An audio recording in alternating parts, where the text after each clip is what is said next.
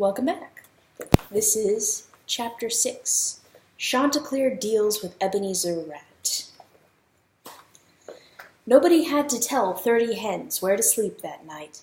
Not one of them was going back into the coop, once Neezer's name had been named and his guilt proven. But somebody might have told Chanticleer where to crow compline for the close of the day. He usually did that from the top beam of the coop. However, the top beam of the coop was now a long bunch of chickens from one end to the other, sitting, ghostly, patient, and pillow still. No crowing there unless one wanted to knock a chicken off. So Chanticleer grumbled his way to a stump and crowed the close of the day from that. And then he went to see how Mundo Cani dog was doing. Mundo Cani had put his nose to use. Immediately after crowing the crow of grief that morning, Chanticleer had strutted round the coop until he had found a hole through the wall. He was bitter with himself that he had never noticed it before, but now he could be certain that it was Neezer's own door into Chanticleer's coop, because enormous rat droppings were discovered immediately inside. And he marveled at the size of the rat's entrance. Neezer had done himself proud. Having found the door, Chanticleer wanted to do something about it. He wanted Neezer to stay under the coop until night-time, so he wondered what might be large enough to plug the tunnel. At that precise moment, a storm of sniffles, followed by a rushing, mighty wind, sailed around the coop. Mundo Cani had just blown his nose. And for the rest of the day the dog lay belly flat upon the ground, his knees poking high above his back, his nose stuffed into the rat's doorway. Chanticleer took a particular pleasure in that arrangement. "Me, Mutt, it's me," he whispered now, because the night was mortally dark. "Have you heard anything?" The dog said something, but if his nose was under the coop, then so was his mouth, and who could understand a voice from underneath the chicken coop? After he said his something, Mundo Cani coughed, and his eyes rolled around like twin moons in his head, beseeching the rooster with tears. Chanticleer was tickled. "Or have you felt anything?" he whispered. What the dog had next to say he said very fast, crossing his eyes, and then he coughed again, and his wide eyes nearly popped out. Chanticleer was delighted. "Surely," he whispered, "you haven't smelled anything?" Mundo Cani said one word. It was a very short word, and by the sound of it, a sad word. But then he didn't have the time to say a second word, because his eyes filled up with water, his ears flew up from his head, and he sneezed. All of the chickens did a little dance on the top of the coop, and the dog was blasted out of the hole backward. "You pump! You paragraph!" Chanticleer hissed. "What are we going to do with noises like that? What won't Neezer know after such a speech?" Mundo Cani hung his head and let a river run onto the ground. "This nose smelled one or two bad smells," he said, "but that is as it should be. It deserves punishment now and again. May it stick under your coop forever for sneezing." All right. Is the rat still there?" Chanticleer wanted to know. He was in cold earnest now, and the games were over. "Pump is maybe better than lummox, but paragraph. This poor head does not know what such a name might mean. If the doctor—" "The rat!" Chanticleer hissed directly into Mundo Cani's ear. "The rat! Is Neezer still under the coop?" "There was no sound all the day long, nor any noise at all," the dog said. "This nose felt nothing move. It could feel anything. Nits, ticks, grubs, were they to move even a little bit, but it felt nothing move under your coop, doctor. So then, it did a poor job." The question was a mournful one. "Maybe since the morning he isn't there." "If you haven't heard anything, then Neezer's there. It's the silence," Chanticleer said quietly, "that announces him. One last egg was eaten before noontime. Ebenezer Rat is in there, Mundo Cani dog." Chanticleer was quiet for a moment. Then he said, "Watch now, and wait," and he left. It was Neezer Rat's eternal silence and his dark secrecy which made any plan to feather him so difficult. Who had ever seen Neezer except as he was leaving? Who had ever heard Neezer? Why, the long rat could slide past 30 sleeping hens and a dreaming rooster, and no one would ever know that he had been among them, except that Beryl or Jacinth or Chalcedony would wake in the morning with one less egg beneath her. It was Neezer's deep privacy which Chanticleer had to overcome with his plan. Somehow he had to get Neezer out from under the floor and up into the coop. There the rat would be on the rooster's ground, and the rooster might be able to do something then. Chanticleer decided against luring the rat out, decided for driving him out. But who would go under the coop? Who could hurt a rat? No. The question might better be, who could sting a rat? For therein lay an answer. The rooster went a little distance from the coop and stopped before a small mound of soft dirt. There was a perfectly round hole in the perfect middle of this mound. Chanticleer set his eye to this hole and looked in. "Tick-tock," he whispered. "Not now," said someone down in the hole. "Tick-tock, rouse it and come up here," the rooster said. "I'm busy, sleeping." The voice hardly sounded like a voice. It sounded like tiny twigs snapping. "My children are all busy sleeping, and the door is closed. Good night. Hush and good night." "Sleep in the morning, Tick-tock, but get up here now. This is urgent." "Mornings, you enormity, are for working. Nights are for sleeping, and you crew the night-time in some little while ago. Therefore, we are fast asleep. Punctual. Let urgent happen when it is scheduled. Good night." Tiny twigs snapping were beginning to sound more like large branches cracking. "I crew the night-time in." Chanticleer knew very well that he had. "You are an excellent clock, friend Chanticleer. Good night. Crack. Good night. Crack."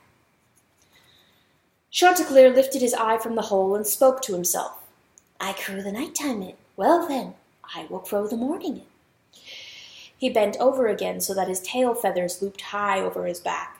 He stuck his jet-black beak straight down into the perfectly round hole of Tick-tock the black ant.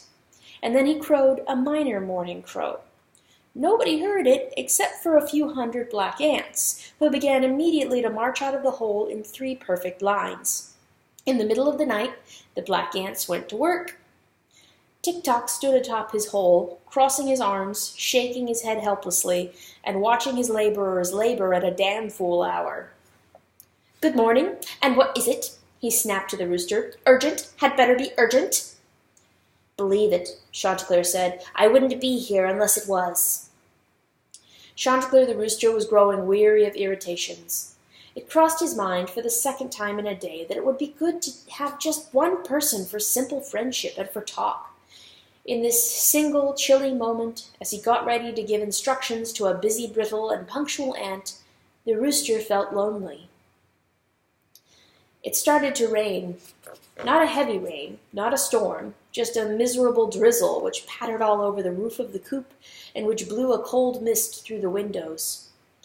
Chanticleer crouched in a dark corner, waiting, and was heartsick. "Ebenezer Rat!" he cursed quietly to himself. All 30 of his hens were getting wet on the top beam of the coop, but they would not, nor could they, come into the coop for shelter. They had to wait in their chilly place, and Chanticleer had to wait in his, and the difference was that he was alone. He held 2 strong, long, white feathers in his left claw. He could barely see them through the heavy darkness, but he felt them several times over and knew them to be exactly what he wanted. They were sharp and barbed, bright and steely in their strength.